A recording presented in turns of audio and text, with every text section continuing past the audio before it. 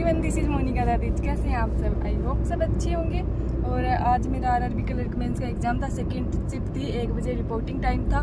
तो आप सब बताना आप सबका कैसा हुआ एग्ज़ाम है। अभी मैं बताती हूँ मेरे कितने अटेम्प्ट थे, कैसा पेपर था।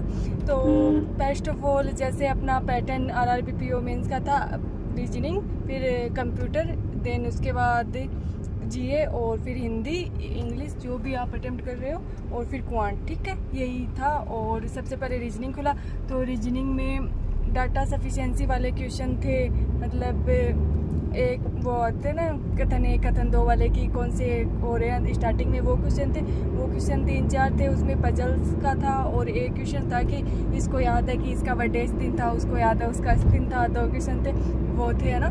और फिर पजल्स का सिलसिला शुरू हुआ, ज़्यादा पजल्स थे, है ना। और इनके अलावा 2 क्वेश्चन थे। एक में तो है ना इंग्लिश के अल्फ़ाबेट के वो नंबर बनाने थे, कि मतलब वर्ड बनाने थे, तो सॉरी कितने वर्ड्स बन रहे हैं। और एक क्वेश्चन ये था कि उसमें जो एन के बाद एन से पहले वाले हैं उनको अल्फ़ाबेट में ऐसे अगला वर्ड लिखना है, और एम से बाद वाले को पिछला वर्ड लिखना है। तो ये क्वेश्चन मैं कर रही थी, इतने में टाइम हो गया, ये मैं उसका आंसर टिक नहीं कर पाई, सॉरी।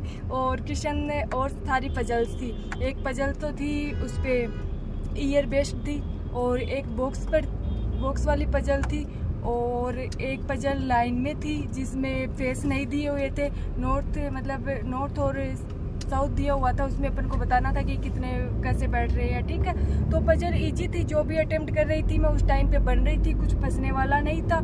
हाँ, ईयर वाले में ज़रूर ईयर का डिफरेंस लेते हैं, उसका बेस ईयर 2024 था, तो उसमें थोड़ा सा प्रॉब्लम हो सकती है ना।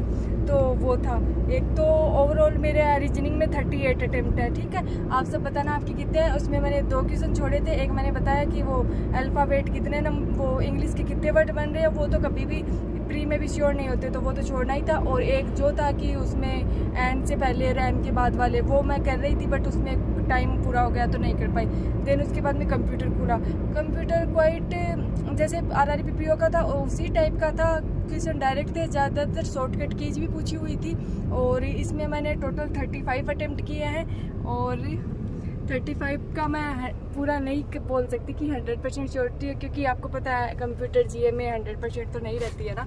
और फिर देन उसके बाद में जीए खुला, तो जीए में भी क्वेश्चन मई, जून, मार्च, कुछ ऐसे क्वेश्चन थे। तो मार्च से, मई से, जून से, इनसे मैंने लास्ट में बताया था मैं जुलाई, अगस्त, सितंबर कर रही हूँ, तो ज़्यादातर क्वेश्चन उनसे थे। और है ना, जो क्वेश्चन अब आए उसमें श्योरिटी नहीं थी, तो मैंने पीओ वाली जो मैं मिस्टेक बता रही थी वो मैंने नहीं की। मैंने लास्ट में 8 क्वेश्चन अटेम्प्ट किए थे, फिर 2-3 मैंने ऐसे 50-50 पे कर दिए। टोटल मैंने ओनली जीए में 11 अटेम्प्ट किया, जो मुझे लग रहा है कि मेरे सही हैं। मैंने वही अटेम्प्ट किया है, कुछ भी अदर नहीं किया है कि जिसमें मैं 50-50 पे जाऊं। मैंने सोचा कि नंबर्स ऑफ अटेम्प्ट्स बढ़ाने से कुछ फ़ायदा नहीं है, माइनस में जाएंगे। देन उसके बाद में हिंदी खुली। हिंदी पीओ से है ना, पीओ की लैंग्वेज लेंथी थी हिंदी वाले पेपर में, बट इस वाले पेपर में है ना, तो हिंदी में स्टार्टिंग में सिनोनिम, एंटोनिम और 4-5 इसी के वर्ड थे, जिसमें मुझे ना 2-3 मुझे कुछ भी नहीं पता था कि ये किसको बोलते हैं। फिर ऑप्शंस कंफ्यूज कर रहे थे। अगर उसका वर्ड पता था, जैसे खक का था, उसका पता था क्या होता है, बट उसके वर्ड्स है ना वो डिफाइन नहीं हो पा रहे थे क्या थे, तो मैंने वो एंटोनिम, सिनोनिम छोड़ दिए। फिर 2 पैसेज थे जो इजी थे, वो अच्छे से वो बन रहे थे, तो दोनों बनाई। और फिर एक क्लोज टेस्ट था, जो अपन क्या रिक्त स्थान की पूर्ति कीजिए, जिसमें ई तक था शायद, तो वो किए। और फिर हाँ, हिंदी में कुछ ऐसा ही था। हाँ, और एक वाक्य शुद्धि वाले वर्ड्स थे। वाक्य शुद्धि वाले में भी है ना, मतलब 2-3 बार पढ़ने से उसको पता चल रहा था कि इसमें क्या मिस्टेक हो सकती है। बहुत डीप में पढ़ना पड़ रहा था, या फिर उसको स्किप करो, उसको करो ही नहीं, है ना, कुछ ऐसी चीज़ था। और फिर कुछ वर्ड आए थे, 4-5 वर्ड दे रखे, उसमें से अशुद्ध वर्ड देखना था, तो मुझे एक में कंफ्यूज हुआ अशुद्ध कौन सा है, तो मैंने वो स्किप किया। ऑल ओवर हिंदी में मैंने 36 अटेम्प्ट किए हैं। ठीक है, और 4 जो वो सिनोनिम वाले, एंटोनिम वाले और वो वर्तनीय शुद्धि वाले, इसमें से 4 हो गए, ये नहीं किए। ठीक है, अभी क्वांट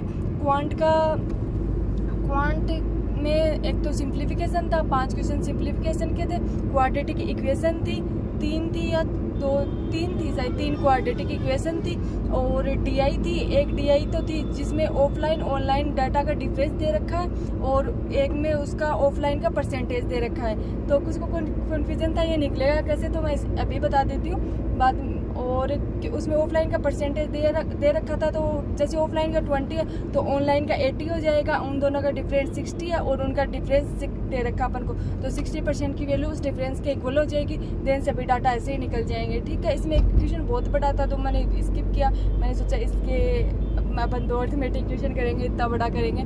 और दूसरी DI थी, उसमें ना मैन की वैल्यू दी हुई थी, सॉरी मेल की वैल्यू दी हुई थी और एक वो चार्ट था उसमें मेल प्लस फीमेल और उसका रेशियो था मेल माइनस फीमेल, उनका रेशियो दिया रखा था। तो इसमें मेल की वैल्यू पुट करके अपन फीमेल्स की वैल्यू निकाल सकते हैं। इसमें थोड़ा सा टाइम लग रहा था इन कैलकुलेशन में, बट देन क्वेश्चन काफ़ी इजी थे, अपन इजीली कर सकते थे, ठीक है। ये दोनों DI अटेम्प्ट की में एक कैलकुलेट था जो संडे मंडे का था, उसमें दे रखे थे। ओनली 2 ही क्वेश्चन थे, मैंने पहले नहीं देखा उसको, कैलकुलेट को देखते ही मैंने अटेम्प्ट कर लिया, बट 2 क्वेश्चन थे वो हो गए थे, ठीक है। इजी था। उसमें भी संडे मंडे बेची गई वस्तु, निर्मित और अनसोल्ड, सोल्ड और अनसोल्ड और प्रोडक्शन था उनका दिया हुआ था।